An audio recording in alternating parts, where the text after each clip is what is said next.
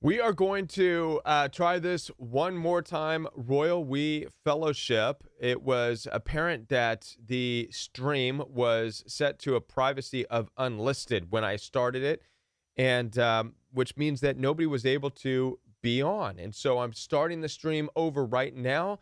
I have switched it over to public, and hopefully we're going to start over. Hopefully, I'm going to see more of your uh, beautiful and shiny faces coming on this morning. There, everybody is. Hi, Be Set Free. All right, we're going to go ahead and start over there. Everybody is. For those of you who are joining on right now, wondering why we're starting late, I had just gotten through the message and realized that it was unlisted and nobody can join. And I don't know how that happened, but we're going to start anyways, brand new right here. Let's go ahead and open up in prayer. Our Father who is in heaven, how holy is your name? And your kingdom will come and your will shall be done here on this earth as it is in heaven. Give us this day and each and every day our daily bread, and forgive us of our sins as we forgive those who sin against us. And lead us not into temptation, and deliver us from the evil that is in this world. For thine is the kingdom and the power and the glory forever. And everybody says, amen. All right. Let's go ahead and jump right into this. I am happy that you are here. Hopefully everybody is good from the holidays and had plenty to eat.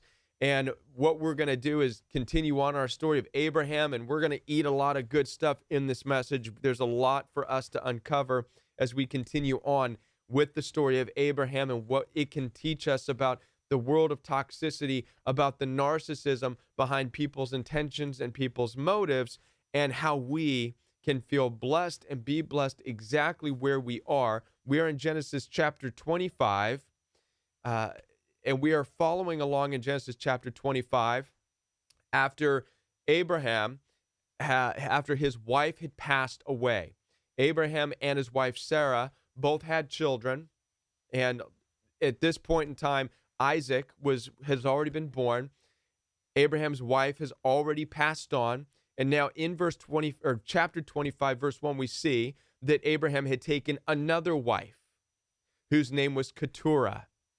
And now I'm not going to go through all the names of the children, but Abraham was blessed with having a lot of children with this other woman. And not only did Abraham's new wife have children, but it's also known at the time that Abraham also had concubines. And so at this point in time, Abraham is having all kinds of children. This is where we really start to see the fulfillment of the Lord blessing Abraham with all kinds of people as we see him moving on and actually becoming all kinds of nations through all of these children.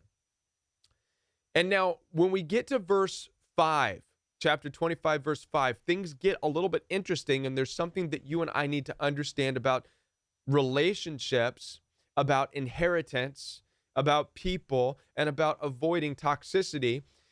In verse 5, chapter 25, verse 5, it says, Abraham left everything he owned to Isaac, of all the children that he had. Verse 6, but while he was still living, he gave gifts to the sons of his concubines and his other wives, and sent them away from his son Isaac to the land of the east. Now, when I first read this, and some of you might be saying, it sounds very it sounds selfish. It sounds unfair. It sounds that he left everything to this one son that he thought was important, and he sent the others away, kind of like he did with Ishmael and Hagar. How many of you can say that that sounds a little bit harsh? And I believe that this is written backwards, and I believe if we twist, it's not written backwards, but if we put it in a different order, it makes more sense. So if we put verse 6 first, it's going to say this: while Abraham was living, he gave gifts to all of his sons, to all the sons of the concubines. He gave gifts to them, and he sent them away from his son Isaac. He separated the group of people. He separated all of the sons. He separated the possibility of future fighting and squabbling and this and that. It was wisdom. And some of us need to understand this. Now, first of all, let's talk about gifts, right? I don't believe when it says here in verse 6 that Abraham gave gifts to his sons, he's not talking about Lego sets and Nintendo Switches and Transformer toys and saying, here, kids, go and play, right? No, it's not none of that stuff.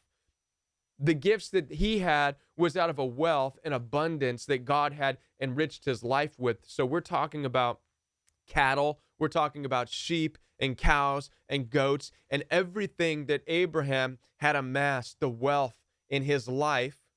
And he was very wealthy, by the way. By this time, Abraham was so wealthy that he could not even stay in certain kingdoms. They pushed him through, saying, you are too rich for us. We are a kingdom, we're a city, and here you are bigger than us. And this is why he was a sojourner. He didn't have a castle, he didn't have a kingdom, but he had such an amass of wealth. And back then, wealth was represented by the cattle that you have. No matter where Abraham went, with his concubines, with his children, with his family, he had food to eat, plenty of it, right? Plenty of it. They were not starving by any means with all the cattle, with all the riches that he had. They were warmth. They were able to set up homes. And so out of his abundance, he gave gifts to his children. Out of his abundance, he blessed them and said, I am giving you everything that you need to go out, to venture out, and to become your own people.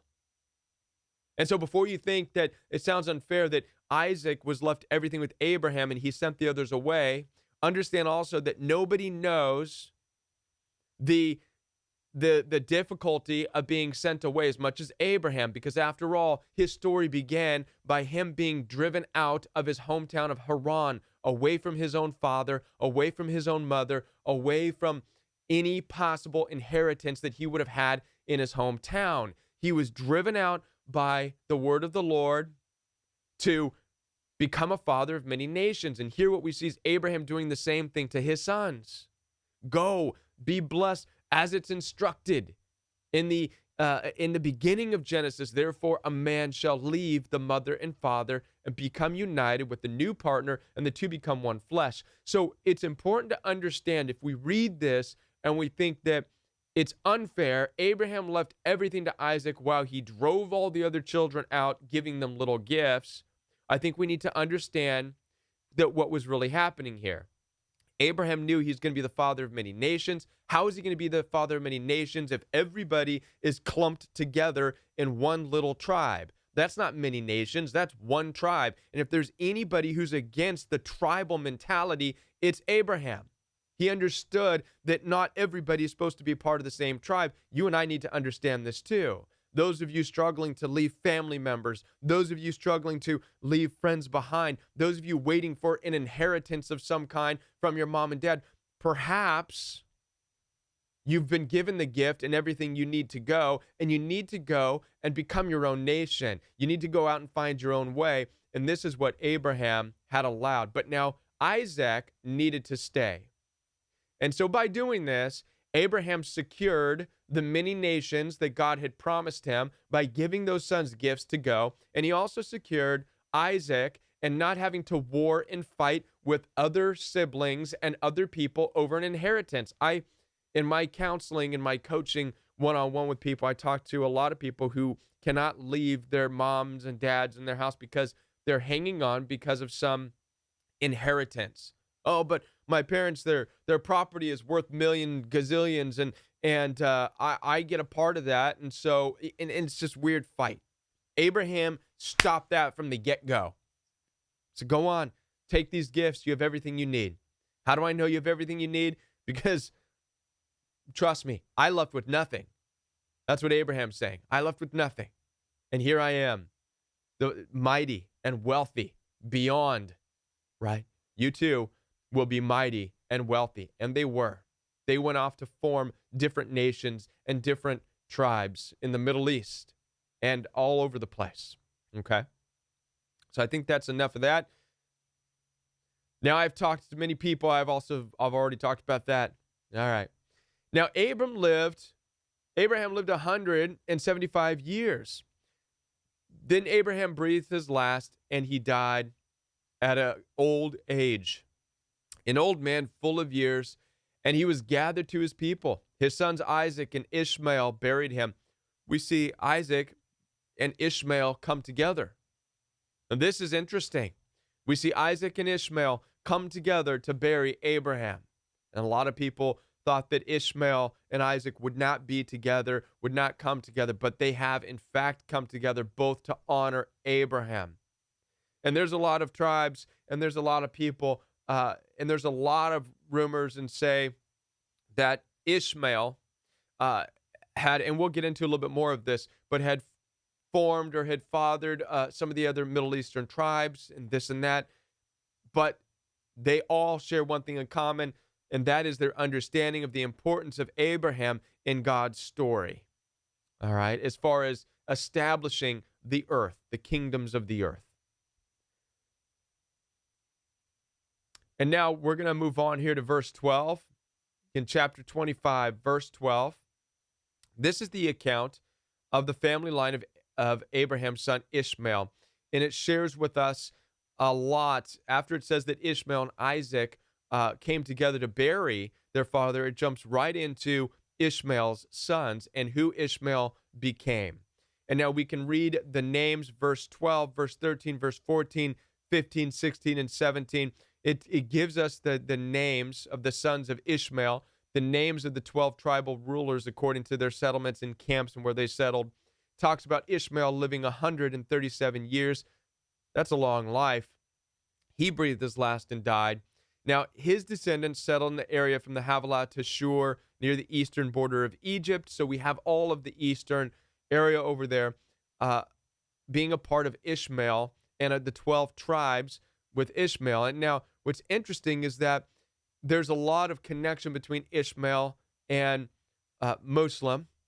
And so there's writings according to, and I can't pronounce the name, so forgive me, Abdul Jafar al-Bakr, who wrote that his father, something Hussein, I can't read the names, informed him that the prophet Muhammad had said the first whose tongue spoke in clear Arabic was Ishmael. And so there is a lot of evidence that shows that Ishmael was, in fact, Arab, that he spoke clear Arab. And this is where we get the Arab nations and their connections to Ishmael. Now, moving on from that, and there's other people that look, and before I move on, there are some that view that with suspicion, the genealogical Ishmaelism and its connection with Arabs and Muslim, but there's a lot that connects it to that as well, okay? So that's not the topic of our discussion, but just to put that in there as well. So now we're going to get into Jacob and Esau here in chapter 25. Now, Jacob and Esau are the sons of Isaac. And this is going to set a new chapter and a new story in all of our journey. We're going to learn a lot from Jacob and Esau. Verse 19 says this. This is the account of the family line of Abraham's son Isaac. Abraham became the father of Isaac. This we already know. And Isaac was 40 years old when he married Rebekah. And we know that Rebekah was but Rebekah was the result of Abraham's servants going back to his hometown of Haran. And he found the woman, the servants did, who was good and polite and giving naturally. Without knowing who was there before her, she gave them water to drink, and she watered also their camels. So Rebekah was the wife of Isaac. And so verse 21 tells us Isaac prayed to the Lord on behalf of his wife because she was childless. The Lord answered his prayer, and his wife Rebekah became pregnant. So at the age of 40, we see that Isaac and his wife Rebekah had not yet had children. This has become a theme, if you notice. Abraham and his wife Sarah also were waiting for children. They were waiting on that promise. And now we see Isaac and Rebekah also in the same situation. As they're moving on in life, they're waiting for children. And it seems to me that God allows this in their life so that they would press into God in having children. They would rely on God. This is that one thing where I get this, is that in certain people's lives, if God has a great calling and a great purpose, he will lead you into a place where you have to press into him, where things are not going to come easily, where things are going to seem strenuous, where things are going to seem like they're taking a long time, because you need to press into God. And this is how you know you're walking with God. God ensures that if you're going to walk with me and you want my blessings, then you have to rely on me. And this is where we see Isaac, as he's praying on behalf, he's pleading with God for children. It's just as his father Abraham was as well. Now, verse 22, we see that Rebekah did become pregnant. God honored Isaac's prayer. And verse 22, the babies jostled with each other within her. And she said, "Why is this happening to me?" So she went to inquire of the Lord. The babies are wrestling inside of her. Kind of chaotic. There's 2 babies in there. There's an awful lot of movement going on. You mothers out there know what it's like to feel babies kicking inside of your belly. This is something different. The babies jostled each other inside of her belly. So imagine, you don't just have a foot and an arm pushing out, but you've got whole bodies being pushed out against the inside of the stomach of the mother. And so she wanted to know what was going on, and the Lord answered her. In verse 23, the Lord said, 2 nations are in your womb, and 2 peoples from within you will be separated. Again, understand, God is not for... How many of you are really buying into this whole idea of unification? We're all one, we're all unified, one world, one this, one that. If there's anything we see from the Lord, it's that God is a God of separation. He says in his response, 2 nations are in your womb, and 2 peoples from within you will be separated. One people will be stronger than the other, and the older will serve the younger.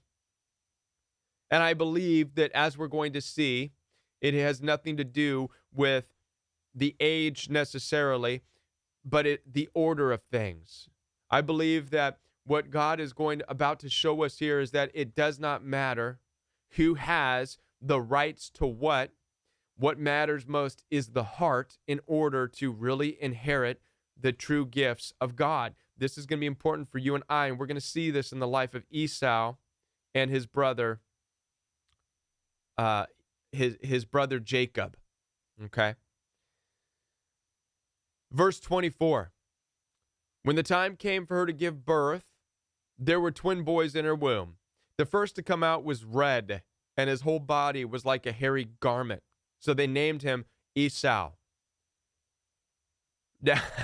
Now listen, sometimes when babies come out, they're not the most attractive things. You know, their heads are squished and sometimes look like wrinkly cones, until their heads puff out.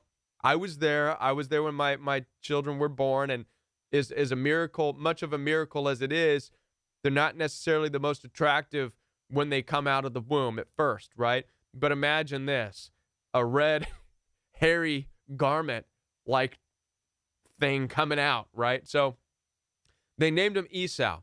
After this, his brother came out with his hand grasping Esau's heel. So his name was Jacob.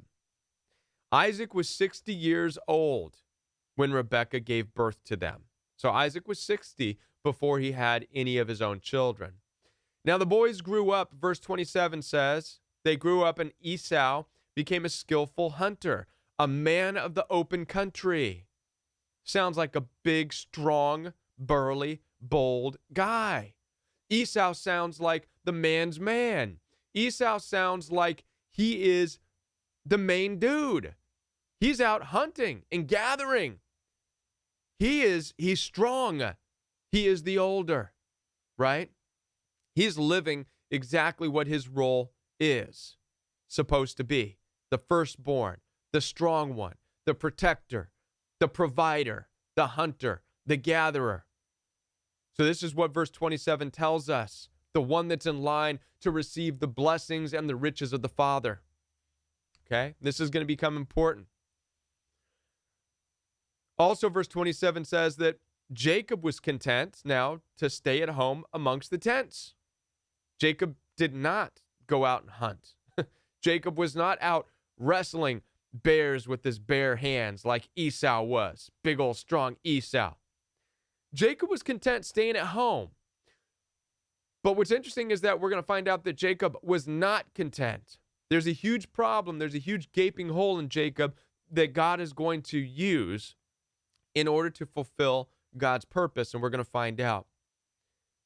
Verse 28, Isaac, who had a taste for wild game, loved Esau, but Rebekah loved Jacob. So Isaac loved Esau, and I'm sure that they loved them both. But when it says loved, it means I think that it appreciated the fact that Esau was out wrestling animals with his bare hands and bringing home all kinds of things to eat and being a manly man. I mean, what father wouldn't be proud of that? I'll be honest with you. If my son came back with a rabbit in his hand saying, Dad, look what I caught. I caught a rabbit. I would, yes, son, how did you do that? I would applaud him, right? Because he's out in the dirt and he's doing this stuff and skillfully, okay? But now watch this. There's a certain pride that comes with that. And this is a certain pride that Jacob had not had. This is a certain pride that Jacob wasn't able to have. Jacob was lost, while Esau became more prideful in his abilities and his accomplishments in bringing home animals and stuff and his wealth. He was starting to figure out how wonderful he is. Jacob was lost. Not lost because he didn't know who he was, but because he didn't have anything to be proud of. He didn't have pride. And this puts Jacob in the best position to actually be blessed by God. And we're going to find this out. And this is important for all of us to know. Let's not be too caught up with how good we are and how great we can be, because it's the humble and the meek that will have the most inheritance, and we're going to find this out. So Esau was Isaac's favorite because he was the hunter, gatherer, proud, strong, and mighty, right?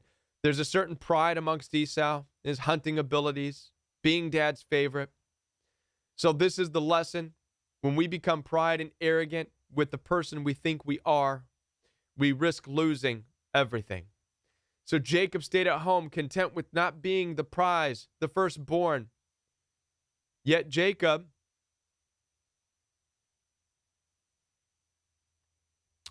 let me get back to my notes here. Yet Jacob desired to know more about who he was.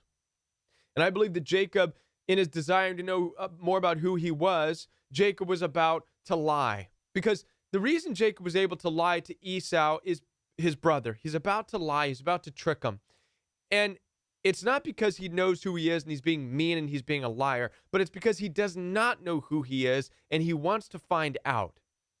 He's content being at home. He's content being near his mother, but he's not content with the reality of having no pride and nothing to be proud of in his life, while his brother Esau is out wrestling and wrangling animals and being dad's favorite. Jacob doesn't have that understanding. He knows he's not his dad's favorite. He knows he's not able to hunt and this and that. So he does not know who he is. And so what Jacob wants is really to get away from the situation. Okay. So Jacob stays at home, content with not being the prize, but still wondering who he is. Jacob desired to know more about who he was. Okay. So he goes forward with this lie. Verse 29 tells us, once when Jacob was cooking some stew, Esau comes in from the open country famished, meaning he's hungry. So Esau was out hunting and wrestling animals and all that manly stuff that Esau did, right? Wrestling bears with his bare hands. He comes back in famished. Verse 30 says, he said to Jacob, quick, let me have some of that red stew. I am famished. I'm starving. I'm hungry. I haven't eaten, right, in a long time. Jacob replied, first, sell me your birthright. I will give you some food, but sell me your birthright. Now, what is the birthright? Let's classify this real quick. Birthright is both position and inheritance. It's position and inheritance. So oftentimes the birthright would naturally go to the firstborn. Position and inheritance. As we saw before, Isaac was the result of the birthright, the position under Abraham, and the inheritance of all Abraham had, while the other sons of Abraham were given gifts enough to live by, but they were sent out. Okay? Here we see Jacob, and they knew that story because they were Abraham's, or these were Abraham, they were Abraham's grandchildren. So Isaac's children. So they knew the story of Abraham. They knew how their father was given the birthright and the inheritance while the others were sent out. But what they did not know, what Jacob didn't realize, is that Jacob was the one that was supposed to be sent out. And he didn't realize this, that being sent out was going to be a part of him being a blessed life. He didn't realize this, that he was going to be the one to be left out, while Esau's birthright was there to be the firstborn and to have the inheritance. And I believe that Jacob's lack of understanding and knowledge of this really hurt him and caused him to lie. So birthright is position and inheritance, but it's a mental thing. Birthright has nothing to do with what God does. Birthright has everything to do with what a father and what a family does in just the family. A birthright is just passed down from a father to a son. God, how many of you know God thinks outside? God lives outside of a birthright. This is why God was able to bless the nations that left Abraham, right? Not just Isaac, but all of them. This is why God allowed Abraham to become wealthy beyond belief, having left his hometown of Haran. Abraham didn't get his father's birthright in Haran. Abraham left that inheritance behind. So when we think of terms of birthright and inheritance, is it important? Yeah, only if you're going to stay involved in that family and you have no interest whatsoever in what God can do with you outside of that. And so this is why Jacob said, sell me your birthright, because I don't know who I am. I don't know this bit about you having the birthright and me possibly having to be out. Right? So birthright is both position and inheritance in the family. And he would get it, but not from Esau. Rather, he gets it from the Lord, as we will see. In later chapters, we see that Jacob does in fact get a birthright, just as Abraham did, but it's not from his father Isaac. It's going to be from the Lord. Many of us need to understand this, that some of our birthrights are going to come from God. Some of our birthrights and some of our inheritance, for most of us, it's not going to come from our parents and our immediate families, but it's going to come from the Lord when we become obedient and oftentimes leave our families, leave where we think our inheritance should come from, and we find it with the blessings of the Lord. So they're continuing in their argument and debate. Verse 32, look, I'm about to die, Esau said. And I think that's quite an exaggeration. For Esau to be out wrestling bears with his hands, to come in and say, oh, I'm hungry, give me food, I doubt it. I think he was just more of a, what he's doing is kind of flaunting his power. I'm the older brother. Listen, I've come in from wrestling wolves and dinosaurs with my bare hands. Give me something to eat because that's what I deserve, type of a thing, and I'm hungry. And so he says, look, I'm about to die. What good is the birthright to me? But Jacob said, swear to me first. So he swore an oath to him, selling his birthright to Jacob. Then Jacob gave Esau some bread and some lentil stew. He ate and drank, and he got up and left. And the last thing we see here is that Esau despised his birthright. This is an interesting part of the scripture. Verse 34, Esau despised his birthright. I'm not exactly sure what that means, but I think we will find out in later chapters. But what we do see here is Esau was strong in his understanding of who he was. He also understood birthright. He also understood the inheritance. But Esau did not necessarily agree with it. He despised it. And he was also able to give it away. It wasn't that important. See, both of them had this. But Jacob, on the other hand, was confused. Jacob was torn. Jacob looked at his brother Esau as having something that he wanted that didn't seem fair. Jacob was fighting against the possibility of having to go out and find his own way and relying on the Lord.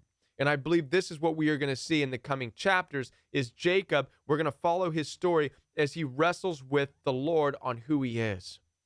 A lot of times we fight against the Lord because we're afraid to find out who we really are and what we're really capable of. We oftentimes look at the Esaus in our life, the people who are blessed, who have inheritance, and we say, that's not fair. We want that. Right? Meanwhile, we see Esau living up according to what he thinks he is, the pride and the arrogance of being the firstborn, of being the one who is to inherit his father's possessions, the one who is to have the birthright and the inheritance, to have the possessions, right? We see that Esau has become prideful in that, but he's not even sure that that's the right thing. He's just living a script, if you will. We see Esau, in a way, despising his birthright. We see Esau saying, listen, I feel like I'm living a narrative here. Yeah, I'm out wrestling animals, but I feel like I have to. This is what I'm supposed to be doing. And I believe that what he's saying when he gave Esau, or when he gave Jacob the birthright, is, here, take it. Take it. It's not all it's cracked up to be, knowing who you are, having this pride, and going out and doing things because you feel you have to, right? So I think both of them are at this place where they really just want to know more about life than birthrights and possessions and inheritance. So Jacob lied and tricked his way into receiving a birthright. And I believe that what we're going to find out here in the next chapters is that Jacob will in fact receive a birthright, but it's not going to be from his father, Isaac. I believe that when Jacob asked Esau for his birthright, what he really wanted was God to bless him. And what is going to happen is God is going to answer and honor Jacob's request to have a birthright. But it's not going to be easy, and it's not going to be pretty on Jacob. And I believe that Esau knows this as well. And we're going to find out in the next chapters. I really hope you're a part and you join me. We're going to follow Jacob on his journey of what it's like to receive a birthright from the Lord. The same type of birthright that Abraham had to follow and pursue. The same birthright that you and I have to follow and pursue. It doesn't come easy. It's not something that you're just handed over. For many of us, it's through pain, it's through anguish that we are able to finally gather who we are. And we're going to see this in Jacob's life as well. I'm happy that you're here. Thank you for staying with me, even though we started late.